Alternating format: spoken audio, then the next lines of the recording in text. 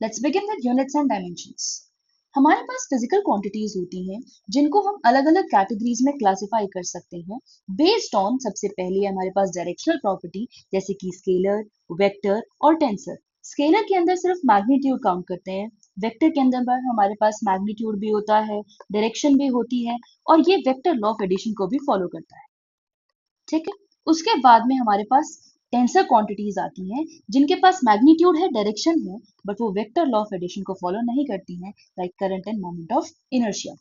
अब हमारे पास डिपेंडेंसी के बेसिस पे हमारे पास होती है फंडामेंटल बेस क्वांटिटीज, मतलब फंडामेंटल बोलो या बेस क्वांटिटीज बोलो, और हमारे पास होती है डिराइव्ड क्वांटिटीज। तो डिराइव्ड क्वांटिटीज जो होती हैं वो इन्हीं फंडामेंटल क्वांटिटीज से मिलके बनी होती हैं।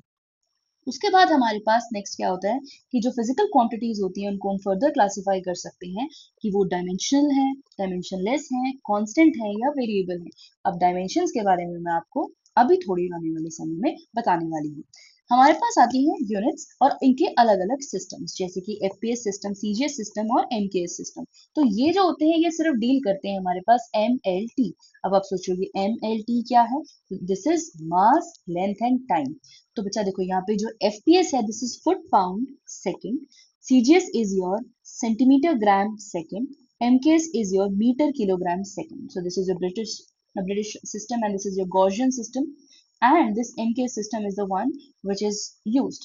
अब उसके बाद हमने सोचा कि हम तो यहाँ सिर्फ तीन ही फंडामेंटल क्वांटिटीज के साथ डील कर रहे हैं, तो उस चीज को सॉल्व आउट करने के लिए हमने लिया SI units which is a system international. तो ये जो होता है ये पूरे वर्ल्ड वाइड फॉलो होता है। इसके अंदर 7 बेस क्वांटिटीज होती हैं, 2 सप्लीमेंट्री क्वांटिटीज होती हैं।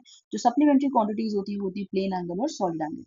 अब यहाँ पे हमारे पास बेस फिजिकल क्वांटिटीज यानी कि इन क्वांटिटीज को यूज करके हम फर्दर जितनी भी क्वांटिटीज होती हैं जिनको हम डिराइव क्वांटिटीज बोलते हैं वो बनी होती हैं। तो यहाँ पे हमारे पास 7 जो बेस फिजिकल क्वांटिटीज हैं वो है लेंथ, मास, टाइम, इलेक्ट्रिक करंट और thermodynamic temperature, amount of substance and luminous intensity.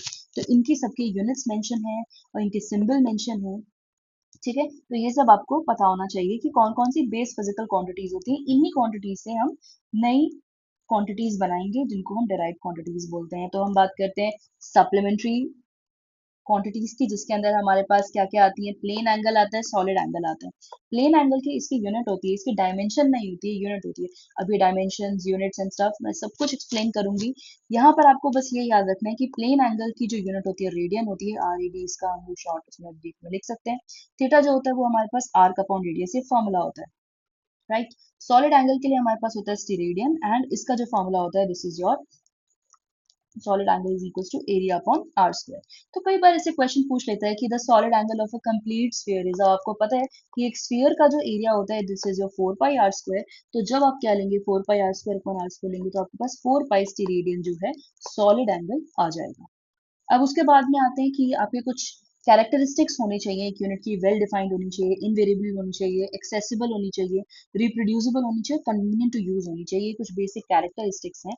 अब यहाँ पे मैंने कुछ आपके लिए क्या रखी है, प्रैक्टिकल यूनिट्स लिख के रखे हैं। दीज आर वेरी इंपॉर्टेंट, आपको पता होनी चाहिए। This is 1 mile which is 1.6 kilometres के equal, and this is your 1 astronomical unit, इसको आप याद रखें। ये आप इस तरह से याद रख सकते हैं, this is 10 to the power 11 metres, 1 light year is your 10 to the power 15 metres, 1 parsec is your 10 to the power 16 metres. इस तरह से आप इनको याद रखें। कई बार ना ऐसे डायरेक्ट क्वेश्चंस पूछ लेते हैं। अब आपको मीटर, सेंटीमीटर, फीट और इंच इसमें भी कन्वर्ट करना आना चाहिए। So this becomes your 1 metre equals to 100 centimetre, जो कि 3.28 फीट के बराबर होता है, और इंचेस में if you take it as 39.4 inches. अब कुछ यूनिट्स होती हैं आपके पास जो इम्प्रॉपर यूनिट्स होती हैं, जैसे कि केजी वेट, जो कि फोर्स वेट या एमजी के बराबर हम कह सकते हैं, उसके अकॉर्डिंग यूज किया जाता है। जब आप आगे फर्दर एनएलएम पढ़ेंगे तो उसके अंदर ये चीज काम आएगी। अब हम चलते हैं डायमेंशंस के ऊपर। तो देखिए बच्चा, डायमेंशन मतलब एक तरीका होता है किसी भी फिजिकल क्वांटिटी को इसकी बेस फिजिकल क्वांटिटीज के अंदर रिप्रेजेंट करने का तरीका, और उसकी कितनी पावर जाएगी उस चीज को रिप्रेजेंट करने का तरीका होता है। तो यहाँ पे इन्होंने वही बोला कि expression showing the powers to which the fundamental units are to be raised, ताकि हमें वो डिराइव क्वांटिटी निकल जाए हमारी। तो इसको हम क्या बोल देते हैं? डायमेंशनल फॉर्मूला बोल देते हैं। इसको रिप्रेजेंट हम एम एल टी की फॉर्म टर्म्स में कर सकते हैं। अगर टेम्परेचर है तो थीटा भी लेंगे, अगर हमारे पास करंट है तो एम्पियर भी लेंगे। याद रखना, टेम्परेचर के लिए कभी भी टी मत लेना, वो टी टाइम के लिए है। हमारे पास टेम्परेचर के लिए थीटा यूज होगा और करंट के लिए ए यूज होगा। ठीक है, तो इस तरह से आप डायमेंशंस का ध्यान रखिए। This is your homework question, आप एक बार इसको ट्राई कीजिए, कमेंट कीजिए और अपना आंसर बताइए। हमारे पास नेक्स्ट आते हैं हम यूजेस ऑफ डायमेंशनल एनालिसिस पे। तो यहाँ पे हमारे पास क्या आएगा, सबसे पहली चीज कि आपको कभी भी इक्वेशन की करेक्टनेस चेक करनी है, तो आप सिंपल सी चीज है, आप प्रिंसिपल ऑफ होमोजेनिटी का यूज कर सकते हैं। मतलब इसके अंदर ये होता है कि जो आपका लेफ्ट हैंड साइड पे होता है वो ही आपके राइट हैंड साइड के इक्वल होगा। ठीक है, तो यहाँ पे अगर मैं बात करूं, जैसे कि एक मैंने फॉर्मूला लिया s is equals to u t plus half a t square, तो मैं इसको ऐसे लिख सकती हूँ कि s is equals to u t is equals to half a t square. तो अगर आप हाफ ए टी स्क्वायर लोगे या यू टी लोगे या s लोगे, इन सबकी डायमेंशन l ही आएगी बच्चा। जब भी आपको बीच में प्लस दिख जाए, माइनस दिख जाए, आपको सिंपल सिंपल सॉल्व करने के लिए क्या करना होगा, जैसे v is equals to u is equals to a t ले लो, s is equals to u t, जहां प्लस दिख जाए वहां इक्वल का साइन लगा के आप ना इजीली डायमेंशंस पता लगा सकते हो, उसकी करेक्टनेस चेक कर सकते हो। ठीक है, मतलब कि ये सिर्फ और सिर्फ ये चेक करने के लिए कि क्या हमने जो फॉर्मूला लिखा है वो डायमेंशनली करेक्ट है या नहीं है। सो विद दिस एक और क्वेश्चन, मैंने इंटरेस्टिंग क्वेश्चन लेके आई हूँ आपके लिए, इसको भी as a homework question mark कीजिए और इसको सॉल्व करके मुझे आंसर बताइए। नेक्स्ट वीडियो के अंदर मैं आपको इन सब के सोल्यूशंस भी बताऊंगी। नेक्स्ट कम्स इन सेकंड, जो इसका इंपॉर्टेंट जो एप्लीकेशन है वो ये है कि हम ना अलग अलग फिजिकल क्वांटिटीज के बीच में एक रिलेशन एस्टेब्लिश करवा सकते हैं। फॉर एग्जाम्पल, मैंने आपको एक यहाँ बढ़िया सा क्वेश्चन दिया है कि आपको क्या करना है कि आपको एक्सप्रेशन बताना है टाइम पीरियड का किसी सिंपल पेंडुलम के लिए। तो उन्होंने बोला कि जो टाइम पीरियड है वो डिपेंड कर सकते हैं मास पे, लेंथ पे, एक्सेलरेशन ड्यू टू ग्रेविटी पे। आपको इन सब चीजों की डिपेंडेंसी के बेसिस पे बताना है कि जो हमारा टाइम है उसका फॉर्मूला क्या होगा सिंपल पेंडुलम का, टाइम पीरियड का। तो यहाँ पे आप देखो बच्चा कैसे सॉल्व करोगे, आपको लगेगा कि भाई साहब ये बहुत ही ज्यादा मुश्किल हो सकता है, but no, it's very easy. आपको क्या करना है देखिए, इसके सोल्यूशन करते हैं। हमें पता है, एक second, let me choose one pen, और यहाँ फटाफट से हम इसको सॉल्व करते चलते हैं, राइट। चलिए, सबसे पहले m0 l 0 t to the power 1, क्योंकि मैंने मुझे टाइम निकालना है ना, टाइम की तो यही होगी डायमेंशंस। ठीक है, इसके टाइम टाइम की तो डायमेंशंस यही होंगी। अब देखिए, इसको डायरेक्टली प्रोपोर्शनल करते हैं हम, mass of bob of pendulum which will be m, तो m की पावर a कर देंगे, length l of pendulum l to the power b, acceleration due to gravity. अब इसको मैं फर्दर कैसे लिख सकती हूँ, L T to the power minus two लिख सकती हूँ, तो मैं लिखूंगी L T to the power minus two. अब क्योंकि इसको मैं कलेक्टिवली सी ले लेती हूँ, ठीक है, तो मैं यहाँ पे क्या करूंगी, M zero L zero T to the power one directly proportional to M A L B then L C T to the power minus two c.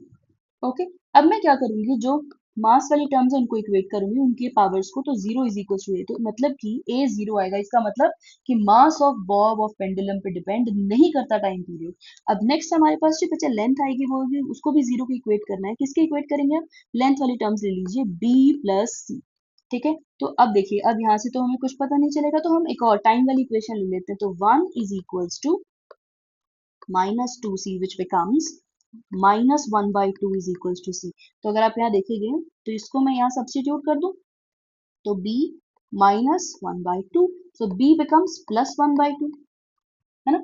तो अगर मैं आप देखूं, इसका मतलब मुझे ये मिला कि m to the power zero होगा। ठीक है, ये तो मैं इसको सिंपल ऐसे कर देती हूँ, जो टाइम पीरियड होगा, ये टाइम पीरियड है ना, इसको time period is directly proportional to mass पे, तो डिपेंड करेगा नहीं, लेंथ पे डिपेंड करेगा, लेंथ हमारा b था और ये हमारा c था। तो मैं क्या करूंगी, यहाँ पे मैं लूंगी डायरेक्टली प्रोपोर्शनल टू l, और यहाँ पे c to the power minus, मतलब जो भी आपकी ग्रेविटेशनल कांस्टेंट है, g to the power minus half है, तो यहाँ पे हाफ है और g to the power minus half है। तो मैं इसको फर्दर ऐसे लिख सकती हूँ, t is directly proportional to under root l by g, है ना बच्चे। अब ये जो है ना प्रोपोर्शनैलिटी साइन जो होता है आपके पास, प्रोपोर्शनैलिटी साइन को हटाने के लिए हम क्या करेंगे, हम यहाँ पे कांस्टेंट इंट्रोड्यूस कर देंगे। तो यहाँ हम लिख सकते हैं t is equals to k under root l by g. अब आप नोटिस कर रहे होगे हमने फॉर्मूला निकाल दिया है, यस निकाल दिया है। जो एक्चुअल फॉर्मूला होता है मैं आपको वो भी बता देती हूँ, एक्चुअल फॉर्मूला होता है t is equals to two pi under root l by g. अब आप सोचोगे, आपने डायमेंशनली इसकी हेल्प से ये तो पता लगा लिया कि किस किस चीज पर डिपेंड करेगा, बट आप ये नहीं पता लगा पाए यहाँ पर कि फर्दर और कोई कांस्टेंट भी आ रहा है या नहीं आ रहा, और वो जो कांस्टेंट आ रहा है उसकी वैल्यू कितनी होगी। तो ये चीज थोड़ी सी लिमिटेशन बनेगी, मैं आपको हर चीज बताऊंगी इसके अंदर।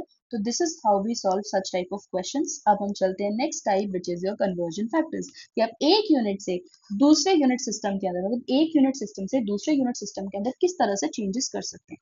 तो आपको ये याद रखना है, n is equals to n u is equals to constant where n is your measured value, u is your unit over there. तो यहाँ पे आप क्या करोगे, एक सिस्टम का न्यूमेरिकल वैल्यू इंटू उसकी यूनिट, दूसरे सिस्टम का न्यूमेरिकल वैल्यू इंटू उसकी यूनिट।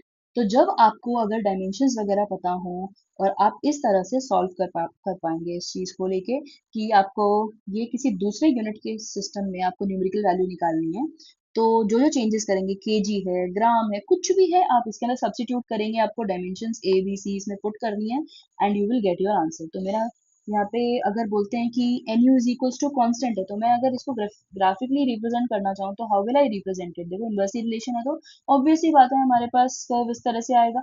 अब कांस्टेंट है एन यू, और एन के बीच का रिलेशन देखो। बात यहाँ पे सिंपल सी बात है कि जो एन यू है, अगर आप उसको एन के साथ ही रिप्रेजेंट करोगे तो कांस्टेंट आएगा ना। अब एन, अगर ये लिखा हमने, ये एन है और ये 1/u है, इसके ग्राफ में स्ट्रेट लाइन इसलिए क्योंकि हमें पता है y is equal to M x plus c होता है।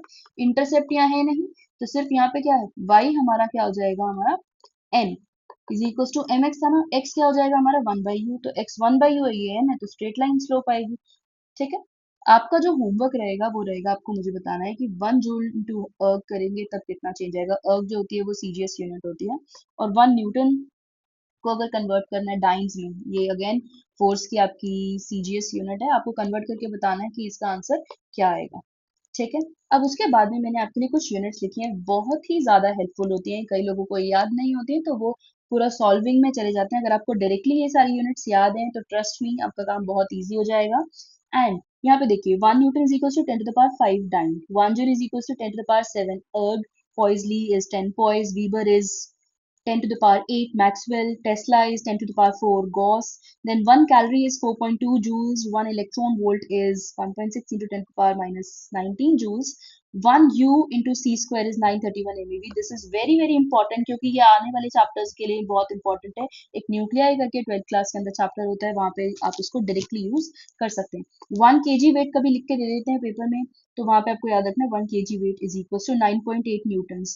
अब शेक, शेक जो होती है वो टाइम की यूनिट होती है। कई बार ना ऐसे कोचिंग के पेपर्स में ये पूछ लेते हैं कि 1 shake is equal to 10 to the power -8 seconds होता है, तो ये टाइम की यूनिट होती है। 1 horsepower वेरी इंपॉर्टेंट, अगर इसको वॉट में चेंज करना है तो 746 वॉट, आप इसको रफली 750 वॉट्स भी ले सकते हैं। Then 1 pound is equal to 454 grams, इसको आप 450 भी ले सकते हैं approximately while calculations. Then 1 metre cube जो होता है आपका 1000 लीटर के इक्वल होगा। 1 ml आपका 1 cc के इक्वल होता है। और कई बार हम जो acceleration due to gravity use कर रहे होते हैं ना, उसके अंदर भी आपको ये ध्यान रखना होता है कि उसको आप अलग अलग यूनिट्स में मेंशन कर सकते हो, जैसे 9.8 मीटर पर सेकेंड, 980 सेंटीमीटर पर सेकेंड स्क्वायर, 32 फीट पर सेकेंड स्क्वायर। तो इस तरह से आप डायरेक्टली यूज कर सकते हो। एक ये इंपॉर्टेंट चीज होती है, पीवाईक्यू परस्पेक्टिव से भी इंपॉर्टेंट है ये, कि 1 डिग्री जो होता है, अगर आपको उसको मिनट्स में कन्वर्ट करना है, this is your degree, this is your minutes and this is your seconds. तो अगर आपको इनके अंदर चेंजेस करने हैं, how will you do that. सबसे पहले तो रेडियन का चक्कर चलता है। यहाँ पे पाई रेडियन जो होता है ना आपका, वो 180 डिग्रीज के बराबर होता है। तो कभी भी आपको बोल दे कि 1 डिग्री कितना होगा, तो पाई बाय 180 रेडियन होगा। ठीक है। तो इस तरह से आप चेंजेस ला सकते हैं। 60 डिग्री का पूछेगा तो पाई बाय 180 इंटू 60 कर देंगे हम, तो ये कितना आ जाएगा बच्चा, पाई बाय 3 आ जाएगा, पाई बाय 3 रेडियंस आ जाएगा 6 डिग्री के लिए। तो इस तरह से चेंजेस करने के लिए बोल देते हैं, बहुत इंपॉर्टेंट है ये। ठीक है। तो 1 degree is equals to 60 minutes, 1 minute is equals to 60 seconds, और pi radian is equals to 180 degrees, ये आपको याद रखना है। अब कुछ लिमिटेशंस मैंने आपको जैसे बताई थी, वहां पे 2 पाई जो है वो हम नहीं निकाल पाए थे, हालांकि हमने डिपेंडेंसी निकाल ली थी, फॉर्मूला निकाल लिया था, बट हम कांस्टेंट की वैल्यू नहीं निकाल पाए थे। तो हम ये बोलेंगे कि हम लोग जो है डायमेंशनलेस क्वांटिटी नहीं निकाल सकते, कोई कांस्टेंट नहीं निकाल सकते, ये नहीं बता सकते कि स्केलर है या क्वांटिटी वेक्टर है। हम 3 से ज्यादा फिजिकल क्वांटिटीज के ऊपर ज्यादा डिपेंडेंसी जाएगी तो वो भी नहीं हैंडल कर पाएंगे। ट्रिगोनोमेट्रिक फंक्शंस या एक्सपोनेंशियल फंक्शंस है वो भी नहीं बता पाएंगे, क्यों, क्योंकि trigonometric functions again dimensionless quantities हैं। ठीक है। अब उसके बाद में हमारे पास can not derive whether in equation positive term है नेगेटिव टर्म्स है। देखिए मैंने आपको यहाँ पे सिखाया था v is equal to u, v minus u is equal to 80 सिखाया था, तो यहाँ पे माइनस है या प्लस है, जब मैंने आपको सॉल्व करना सिखाया था, तो ये सब चीज नहीं पता लग पाती है डायमेंशंस के थ्रू। उसके बाद में नेक्स्ट देखिए, can not use if one quantity depends on two other quantities having same dimension, जैसे वर्क है, टॉर्क है, इनकी सेम डायमेंशन होते हैं तो उस टाइम पे बहुत ही ज्यादा कंफ्यूजन और क्योस होता है। डायमेंशनल फॉर्मूला की बात करते हैं बच्चा, अगर आपको ये फोर्स का जो है फॉर्मूला याद है, फोर्स की डायमेंशंस याद है, तो आप इससे यूनिवर्सल ग्रेविटेशनल कांस्टेंट निकाल सकते हैं, इससे आप एप्सिलॉन नॉट निकाल सकते हैं which is your electrical permittivity, then आप स्प्रिंग कांस्टेंट निकाल सकते हैं, आप mu naught which is magnetic permeability निकाल सकते हैं, इलेक्ट्रिक फील्ड निकाल सकते हैं, मैग्नेटिक फील्ड निकाल सकते हैं, कोएफिशिएंट ऑफ विस्कोसिटी निकाल सकते हैं, सरफेस टेंशन निकाल सकते हैं, एंड अगेन मैग्नेटिक फील्ड निकाल सकते हैं। तो इस तरह से कभी भी आपको पेपर में दिया जाए तो आप डायरेक्ट फोर्स का फॉर्मूला यूज करके आप निकाल सकते हैं इस चीज को। मैं यहाँ फोर्स की डायमेंशन लिख देती हूँ, m l t⁻²। मतलब ये आपकी ऐसी यूनिट है, अगर आपने इसको याद कर लिया तो आप कितनी सारी क्वांटिटीज तो ऐसे ही निकाल दोगे। अब उसके बाद में देखो, प्रेशर के लिए कई बार पूछते हैं, तो प्रेशर के लिए भी आपको याद रखना है, यहाँ पे प्रेशर के लिए stress, Young's modulus, energy density, bulk modulus, modulus of rigidity, b² by 2 mu naught formula दिख जाए, हाफ एप्सिलॉन नॉट e² दिख जाए, nRT/v दिख जाए, तो मतलब ये फॉर्मूलाज अगर कहीं पे आपको दिख जाए तो इन सब की डायमेंशन किसके इक्वल होगी, प्रेशर के इक्वल होती है। और क्या डायमेंशन होती है प्रेशर की, प्रेशर खुद फोर्स अपॉन एरिया है ना, तो इसकी हम क्या लेंगे, m l-1 t⁻², जो कि फोर्स क्या होता है, ml t⁻², अपॉन ये l², ये जाके यहाँ पे -1 आ जाती है इसकी पावर में। ठीक है, एंगुलर मोमेंटम और प्लैंक्स कांस्टेंट जो होता है वो हमारे पास सेम डायमेंशन शेयर करेंगे। देन आपके पास वर्क, एनर्जी, टॉर्क, इन सब की भी डायमेंशंस बच्चा सेम होती है, और मोमेंटम और इम्पल्स इनकी डायमेंशन सेम है। अब देखो, ये पीवाईक्यू परस्पेक्टिव से इंपॉर्टेंट है बच्चा, इसके अंदर l/r is equal to √LC is equal to RC। ये मतलब देखो, अगर खाली LR दे दे, √LC दे दे, या RC दे दे, इन सब का जो आपका डायमेंशन आता है बच्चा सॉल्व करने के बाद, वो T आता है विच इज योर टाइम। ठीक है, तो ये आपको याद रखना है। एल क्या होता है यहाँ पे, inductance, R resistance, C capacitance. ठीक है, अब यहाँ पे उसके बाद में देखिए, थर्मल कैपेसिटी जो होता है वो एंट्रोपी और बोल्ट्जमैन कांस्टेंट, इन सब ये जो सब है इनकी डायमेंशन इक्वल होती है which is equals to this. Now you will think what is this k doing here? So बच्चा ये k जो है यहाँ पे इन्होंने टेम्परेचर को k से मेंशन कर दिया। कई जगह पे कई स्टैंडर्ड बुक्स में थीटा से मेंशन होता है, तो आपको उस टाइम पे डरने की कोई जरूरत नहीं है। They can use k for temperature, ठीक है, they can use theta for temperature.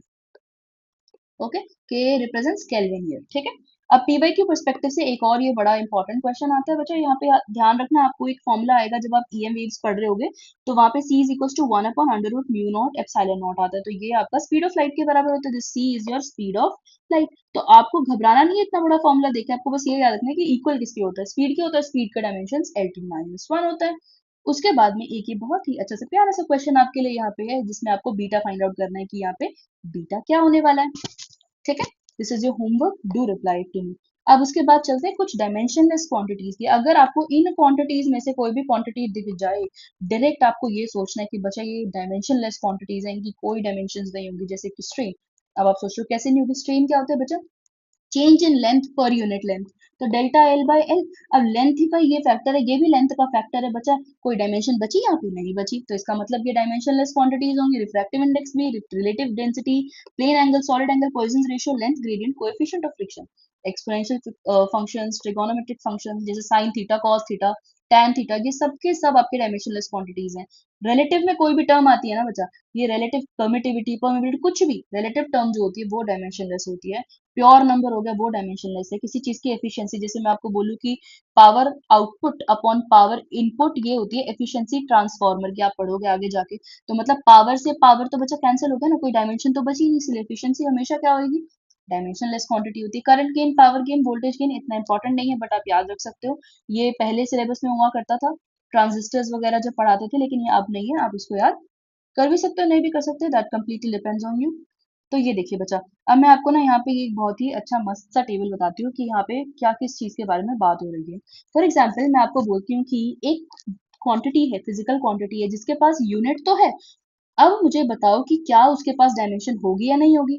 तो भाई, अब एक बात बताओ, मैंने आपको प्लेन एंगल बताया, प्लेन एंगल जो होता है थीटा के टर्म्स में होता है, और मैंने आपको बताया थीटा डायमेंशनलेस क्वांटिटी है, डायमेंशन तो है ही नहीं उसके पास, लेकिन उसके पास यूनिट तो थी, रेडियन यूनिट थी उसके पास। तो इसलिए अब देखो, डायमेंशनल भी हो सकता है, डायमेंशनलेस भी हो सकता है।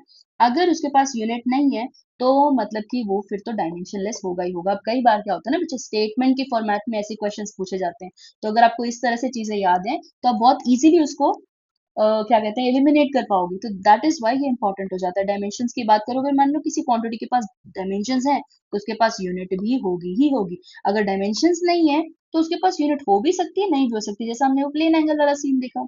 अब उसके बाद देखो बच्चा कि किसी भी फिजिकल क्वांटिटी की करेक्टनेस और उसकी डायमेंशन करेक्टनेस देखिए।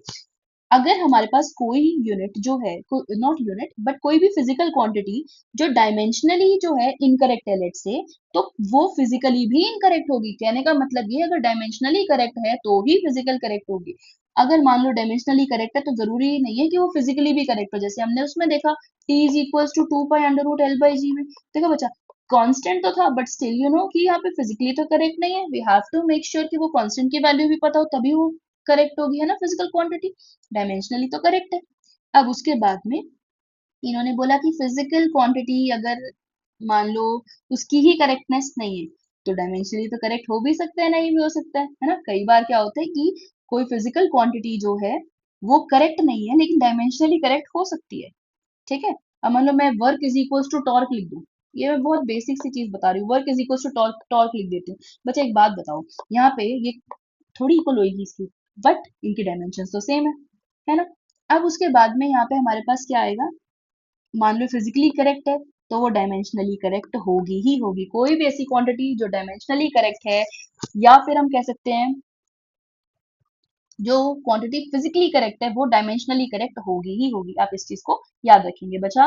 Very important topic significant figures, इसमें ना हम साथ साथ एग्जांपल्स वगैरह भी लेके चलेंगे, क्योंकि कई बार क्या होता है हमें कंफ्यूजन हो जाती है कि हमें एग्जैक्टली क्या कंसिडर करना चाहिए था और क्या नहीं। तो यहाँ पे बहुत ही आराम से प्यार से समझो कि सिग्निफिकेंट फिगर्स कैसे काउंट करनी होती है। फॉर एग्जाम्पल आपको मैंने बोला all non zero digits are significant, तो मैंने अगर आपको बोला 42.3, अब इसके अंदर मुझे बताओ सिग्निफिकेंट फिगर्स कितनी होंगी।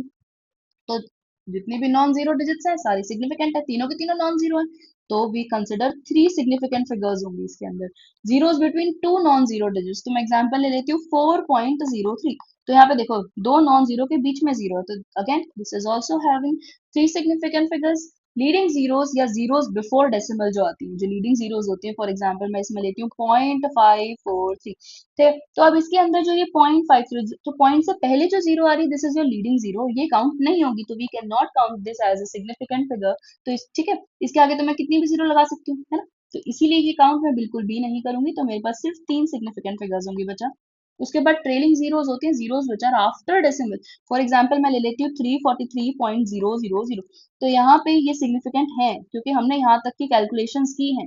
तो यहाँ पे हमारे पास क्या, आप सोचोगे इसके आगे भी कितना कितना बढ़ा दूं, नहीं बचा, यहाँ तक हमने एग्जैक्ट कैलकुलेशन करके इसको लिखा है। इसीलिए मैं इसमें बोलूंगी कि मेरे पास एक दो तीन और ये लास्ट की तीनों zero, these trailing zeros are always significant. तो इसके अंदर कितनी हमारे पास सिग्निफिकेंट फिगर्स हो जाएंगे बच्चा, सिक्स सिग्निफिकेंट फिगर्स हो जाएंगी। अब उसके बाद में in exponential expressions numerical position gives the number of significant figures. बच्चा मैं आपको एक बात बता देती हूँ, ठीक है। जैसे मान लो आपके पास 1.32 इंटू 10⁻⁻2 है, ठीक है। या फिर मैं इसको लिख देती हूँ 1.32 इंटू 10⁻⁻6 है। चाहे कुछ भी ऑर्डर हो यहाँ पे आपके मैग्नीट्यूड का, लेकिन आगे की जो आपकी जो न्यूमेरिकल पोजीशन है वो ही सिग्निफिकेंट फिगर्स में काउंट होगी। तो इट मींस इन दोनों के अंदर ही तीन सिग्निफिकेंट फिगर्स होंगी। ये जो आपका ऑर्डर है, मैग्नीट्यूड का जो ऑर्डर है, ये डिपेंड नहीं करेगा यहाँ पर। अब देखो कई बार क्या होता है क्वेश्चंस के अंदर एडिशन और सब्ट्रैक्शन जब करते हैं तब हमेशा हमें कंसिडर करना होता है कि किसके पास लीस्ट डेसिमल प्लेसेस होंगी। ठीक है, जैसे मैं बोल देती हूँ आपके पास लीस्ट डेसिमल प्लेसेस का एग्जांपल, फॉर एग्जांपल 4.5 प्लस 6.92। अब लीस्ट डेसिमल प्लेसेस किसके पास है, इसके पास है।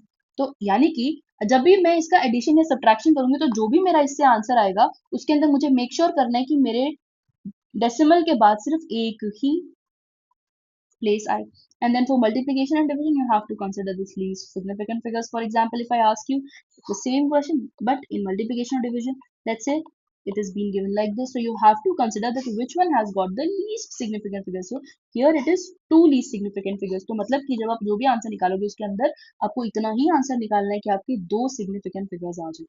And then comes an important thing which is rounding off. तो आपको ये तो बहुत बेसिक बचपन में सिखा देते हैं कि greater than 5 है, less than 5 है, तो क्या क्या चेंजेस होते हैं।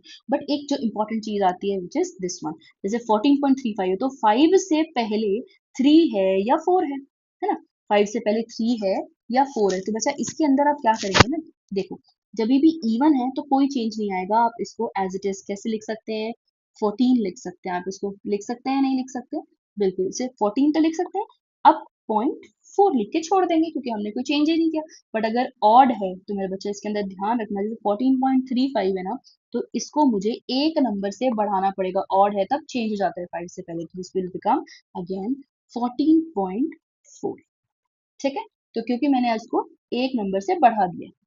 ओके, नेक्स्ट हमारे पास आता है order of magnitude. Order of magnitude मैंने अभी आपको बताया बच्चा, यहाँ पे ऑर्डर ऑफ मैग्नीट्यूड होता है कि 10 की पावर कितना, ठीक है, इनटू में आगे जैसे कुछ भी नंबर हो सकता है ना, बट ये 10 की पावर कितना is your order of magnitude. For example अगर मैं आपको बोलूँ कि आपको मैं बोलती हूँ 0.0698 है या 49.0 है, इसको आपको रिप्रेजेंट करके दिखाना है इसके लेट्स से साइंटिफिक नोटेशंस के अंदर। तो यहाँ पे बच्चा मैं यहाँ बोलती हूँ कि 0.0698 है, तो कभी भी मुझे डेसिमल प्लेस को जब यहाँ इस साइड लेके जाना, राइट साइड, तो मैं मतलब नेगेटिव पावर्स बढ़ाती जाऊंगी। जैसे देखिए यहाँ पे मैं इसको इस तरह से लिख सकती हूँ, और हमेशा रखना कि एक डिजिट के बाद ही आना चाहिए आपका डेसिमल, तब जाके आपकी साइंटिफिक नोटेशन मानी जाती है।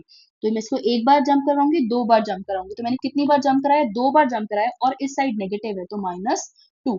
अब देखिए यहाँ पे 49.0 मैंने आपको बताया कि इसको इस टर्म्स में लिखना है, तो मतलब मेरे को एक ये इस तरफ लेके आना पड़ेगा, तो मैं यहाँ क्या करूंगी, पॉजिटिव में है तो 4.9 इंटू 10 to the power 1।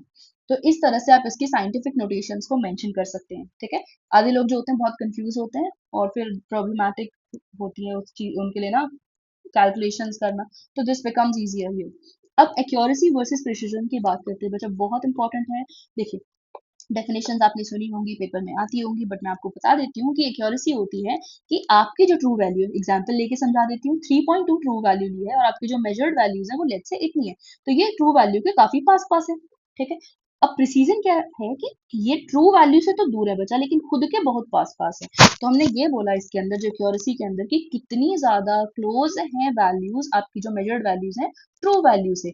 यहाँ पे बोलते हैं टू व्हाट रेजोल्यूशन और limit the quantity is measured, खुद के आसपास कितनी ज्यादा प्रिसाइज हैं, बस यहाँ पे आपको इतना ही याद रखना है।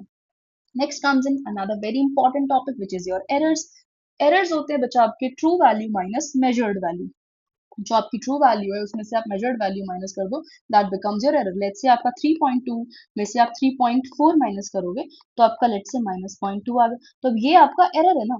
और बच्चा हमेशा एक बहुत ही बेसिक चीज याद रख लो कि errors are always added, errors जो होते हैं वो हमेशा ऐड होते हैं। ठीक है, यहाँ पे -0.2 आए ना, आपको ये माइनस नहीं देखना है यहाँ पे बच्चा, यहाँ पे हम एरर्स जो होते हैं हमेशा ऐड होंगे। एरर्स दो टाइप के होते हैं, सिस्टमैटिक एरर और रैंडम एरर।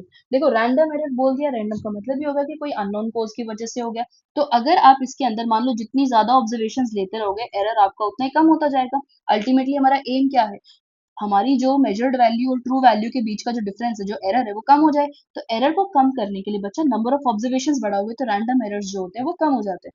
ठीक है, अब हमारे पास सिस्टमैटिक एरर और कंट्रोलेबल एरर्स होते हैं, जैसे इंस्ट्रूमेंट के अंदर कोई फॉल्ट आ गया, या फिर कहते हैं एक्सपेरिमेंटल कोई हमारा कोई चीज या टेक्निक स्किप हो रही है, या कुछ अच्छे से नहीं परफॉर्म कर पा रहे हैं, या कोई ऑब्जर्वेशन देखने में प्रॉब्लम है, देखने इन द सेंस कि देर इज समथिंग, मतलब कई बार पैरलेक्स एरर आ जाता है, तो इस तरह से बहुत सारे एरर्स आ जाते हैं, सिस्टमैटिक एरर होते हैं, और ये नॉन कॉजेज की वजह से ही होते हैं। ठीक है, तो यहाँ पे आप कितने भी ऑब्जर्वेशंस ले लो, आपके एरर्स कांस्टेंट ही रहेंगे, तो इसके अंदर एरर्स का जो आपका ग्राफ बनेगा, दिस बिकम्स योर कांस्टेंट।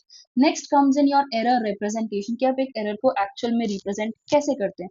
तो एक जो एब्सोल्यूट एरर होता है, मैंने आपको अभी बताया कि that is your true value minus measured value. तो यहाँ पे देखिए आपको ना कई बार बहुत सारी रीडिंग दी होती है, 7.2 प्लस 7.3, मतलब रुको इसको मैं ना अच्छे से आपको एक्सप्लेन कर देती हूँ बच्चा कि आपको करना क्या है। यहाँ पे देखिए 7.2, 7.5, 7.6, 7.7, ठीक है, इस तरह की मतलब क्वेश्चन दे देंगे कि एक स्टूडेंट था, उसने इतनी इतनी अलग अलग रीडिंग्स ली हैं, आपको बताना है कि कितना एरर है और कितना उसका मतलब वैल्यू वगैरह होना चाहिए। तो इस टाइम पे आप क्या करेंगे, उन सब चीजों का मीन निकाल लेंगे। आप मीन निकालेंगे, इन सब का मीन निकालेंगे, मीन निकालने के लिए क्या होता है बच्चा, सबको ऐड कर दो, डिवाइड में जितनी टोटल रीडिंग्स है, लेट्स से 4 है रीडिंग, यहाँ पे 4 रीडिंग लेके आपका ए मीन आ जाएगा। आपको ऐसे ही एरर्स के साथ करना है। लेट्स से अब ये मान लो इसका आंसर बाय मतलब ऐसे आर्बिट्ररी ले लेते हैं, लेट्स से 7.4 ले लेते हैं, ठीक है बच्चा। तो 7.4 में से आपको ये सब कुछ माइनस करना पड़ेगा, 7.4 माइनस 7.2, 7.4 माइनस 7.5, तो जो भी इनकी वैल्यूज आएंगी ना, इन सबको आपको क्या करना पड़ेगा, ऐड करके अपॉन 4 करना पड़ेगा, फिर सेम नंबर ऑफ आपकी जो ऑब्जर्वेशन है वो लेके, तो ये आपका एरर का मीन आएगा, एरर का मीन आएगा बच्चे यहाँ पे। तो ये आपका जो वैल्यू थी, मेन वैल्यू, उसका मीन आ गया, ये एरर का मीन आ गया। तो इसका रिप्रेजेंटेशन करने का तरीका ये होता है कि ट्रू वैल्यू जो आपके मेन वैल्यूज थी प्लस माइनस आपका जो भी एरर आया था, ठीक है, वो एरर पॉजिटिव में भी हो सकता है, नेगेटिव में भी हो सकता है बच्चा। रिलेटिव एरर की बात करूं तो रिलेटिव होता है आपका जो भी मीन ऑफ द एरर आया है अपॉन में जो मीन ऑफ द आपकी वैल्यूज आया है, जो मेजर्ड वैल्यूज हैं, उनका मीन को जब आप डिवाइड करेंगे यू गेट रिलेटिव एरर। और जब इसी को ही आप 100 से मल्टीप्लाई कर दोगे तो आपको उस चीज का परसेंटेज एरर मिल जाएगा, राइट, उस चीज का क्या मिल जाएगा आपको, परसेंटेज एरर। चलिए नेक्स्ट चलते हैं हम लोग, wait just give me a second. Okay, यहाँ पे आएगा रिप्रेजेंटेशन ऑफ एरर, तो वही है true value plus minus error. अब उसके बाद चलते हैं बच्चा नेक्स्ट, विच इज योर, कि अगर आपको बोलता है एरर्स के अंदर सम करना है, डिफरेंस करना है, मल्टीप्लाई, डिवीजन, पावर, मतलब एरर्स को कंसिडर करते हुए आपने ये सब चीजें करनी है, तो आप किस तरह से करेंगे, ठीक है। तो यहाँ पे सिंपल सी बात ये होगी बच्चा, सम के लिए you have a plus p, difference, then multiplication, division and powers के लिए इस तरह से मेंशन है। तो आप इनका रिलेटिव एरर कैसे निकालेंगे मैं बता देती हूँ आपको। अगर सम है तो आपको क्या करना है, delta a plus delta b upon a plus p, तो बिल्कुल जो यहाँ पे मैंने मेंशन किया हुआ है सेम कंडीशन। डिफरेंस के अंदर मेन मैग्नीट्यूड को तो माइनस करेंगे, बट सिंस एरर्स हमेशा ऐड होंगे तो बच्चे यहाँ एरर्स को हमेशा ऐड ही करना है, ठीक है। मेन वैल्यू को आप सब्ट्रैक्ट कर सकते हैं। अब मल्टीप्लिकेशन और डिवीजन के अंदर आपको दोनों में ही सेम सिनेरियो लेके चलना है, delta a by a plus delta b by b. अब इनके ऊपर अगर raise to the power some, मतलब रेज टू सम पावर हो जाता है, तो आप क्या करेंगे, जैसे ये n है तो n को मल्टीप्लाई करेंगे delta a by a, m है तो m delta b by b. अब ये c to the power p है बचा, आपको लगेगा कि तो नीचे मैं माइनस करूंगा, लेकिन ऐसे माइनस नहीं करना है आपको, p delta c by c लेंगे आप इसको, ठीक है। अब इसी में ही परसेंट एरर आ जाएगा, तो आपको इन सबको 100 से मल्टीप्लाई करते चलना है आपको, ये होता है रिलेटिव एरर आपका, ठीक है। अब कई बार क्या होता है, अंडर रूट दिया होता है, जैसे मान लो a to the power half दे रखा है, तो आपको इसको क्या करना है, half delta a by a solve करके आप इसको कर सकते हो इजीली। जो भी पावर दी हुई है सामने उसको मल्टीप्लाई कर दो। दिस इज वन अनदर आपका होमवर्क क्वेश्चन, और ये इस टॉपिक से रिलेटेड है। Let's see how many of you can answer this. Next is instruments, तो ये भी बहुत इंपॉर्टेंट है बच्चा। देखिए यहाँ पे हम इंस्ट्रूमेंट्स जो ले रहे हैं, मीटर स्केल हो सकता है, it can be vernier scale और स्क्रू गेज। तो इनका लीस्ट काउंट आप बाय डिफॉल्ट याद करके चलिए। कई बार क्या होता है कि depending on instrument to instrument least count change हो जाता है।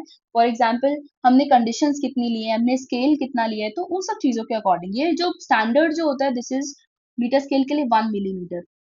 आप सोच रहे हो लीस्ट काउंट क्या है, बच्चा देखो, जो आपका स्केल होता है उस स्केल की सबसे छोटी यूनिट जो होती है ना, उसको आप क्या बोलते हो, लीस्ट काउंट बोलते हो, ठीक है। तो हमारी मीटर स्केल के अंदर 1 मिलीमीटर सबसे छोटी यूनिट है, जो आप अच्छे से मेजर कर सकते हो। वर्नियर स्केल के अंदर 0.1 मिलीमीटर होती है, स्क्रू गेज के अंदर 0.01 मिलीमीटर। तो आप ये देखिए कि ये बहुत ही ज्यादा प्रिसाइज वो बताता है आपके पास, क्या कहते हैं उसको, मतलब आपकी जो भी वैल्यू आएगी बहुत प्रिसाइज आएगी, मतलब कि बहुत डेसिमल्स तक आप परफेक्ट वैल्यू बता सकते हैं, ठीक है। जैसे हम आपको कई बार एग्जाम्पल दिया होता है बच्चा इस तरह से कि 1.56 सेंटीमीटर है, 6.8 सेंटीमीटर है, या 9.312 सेंटीमीटर, एग्जाम्पल के तौर पे ये वैल्यूज हैं। अब इनमें से आपको चूज करना है कि कौन कौन सा आप इंस्ट्रूमेंट यूज करेंगे जिससे आपका यहाँ पर आप इजीली इन सबको कैलकुलेट करके प्रिसाइजली इनकी वैल्यूज बता सकते हैं।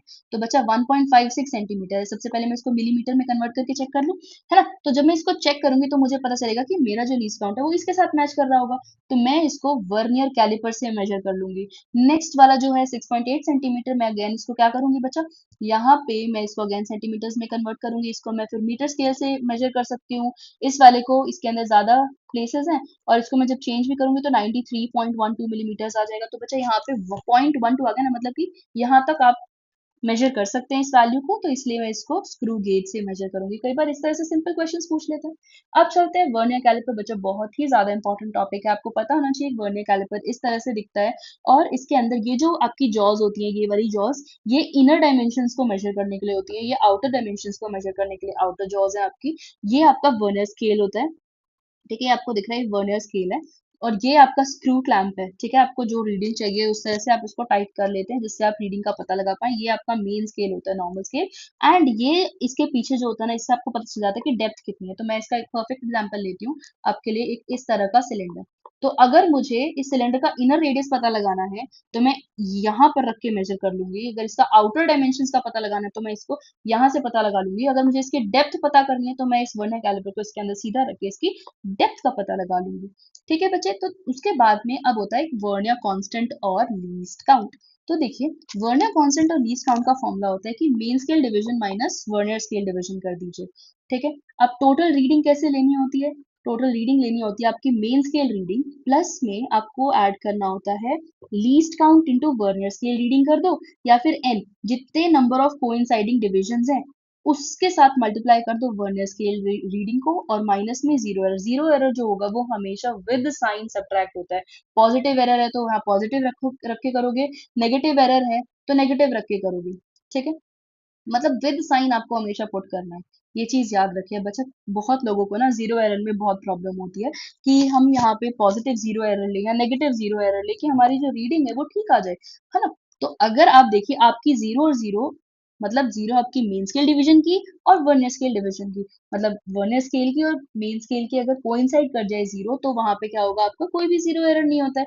लेकिन अगर आपकी जो जीरो है वर्नियर स्केल की वो टुवर्ड्स द राइट शिफ्ट हो जाए बच्चा, राइट की तरफ शिफ्ट हो जाए ना वर्नियर स्केल की, तो पॉजिटिव एरर आएगा, पॉजिटिव जीरो एरर आता है। ठीक है बच्चे, और अगर आपकी वो लेफ्ट साइड शिफ्ट हो जाए तो नेगेटिव जीरो एरर आएगा। इस चीज को आप बहुत ध्यान से याद रखेंगे। और ये एक अनदर आपके पास एक होमवर्क क्वेश्चंस है, आप उसको प्लीज सॉल्व कीजिए और मुझे बताइए कि आप इसको सॉल्व कर पा रहे हैं या नहीं कर पा रहे हैं। If you are not able to, I am bringing much better videos जिनके अंदर आपको मैं बहुत सारी क्वेश्चन प्रैक्टिस करवाऊंगी और बहुत सारी चीजें, बहुत सारा कंटेंट प्रेजेंट होगा।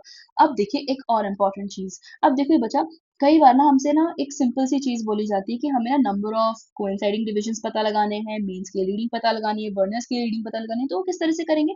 एक स्केल मान लो इस तरह से मेंशन है हमारे पास। तो देखिए बच्चा, यहाँ पर let's say this is your 2, और यहाँ पे आपकी जीरो आ रही है, तो मतलब ये आ रही है ऑलमोस्ट 7 पे। तो 27 जो हो गया आपकी ये मेन स्केल रीडिंग हो रही है। अब वर्नियर स्केल रीडिंग के लिए बच्चा आपको यहाँ पे ना क्या करना होता है, जैसे ये बहुत सारा स्केल वगैरह बना होता है, ठीक है। ये बहुत सारे ऐसे इस तरह से स्केल वगैरह बने होते हैं। याद रखना कि जब ये एक दूसरे के साथ कोइंसाइड कर देंगे तो उस पॉइंट को आप कंसिडर करेंगे n. So that will be your the one which is coinciding with the main scale as well as the vernier scale. तो यहाँ पे जैसे फॉर एग्जांपल ये 7 पे देखो आप, यहाँ पे एग्जैक्टली क्या कर रहा है, कोइंसाइड कर रहा है। तो हम क्या लेंगे, या कह सकते हैं 0.75 पे जाके एग्जैक्टली कोइंसाइड कर रहा है। तो यहाँ पे वर्नियर स्केल रीडिंग इसकी 0.75 आई, ठीक है। लीस्ट काउंट वगैरह के साथ हमने लिया इसको, और ये मेन स्केल रीडिंग आई। तो टोटल रीडिंग कितनी आ गई, जीरो एरर कोई है नहीं इसके अंदर बचा। तो इसीलिए हम यहाँ क्या कंसिडर कर रहे हैं, दिस विल बी योर 27.75। तो इस तरह से आप मेन स्केल रीडिंग और वर्नियर स्केल रीडिंग निकालते हैं।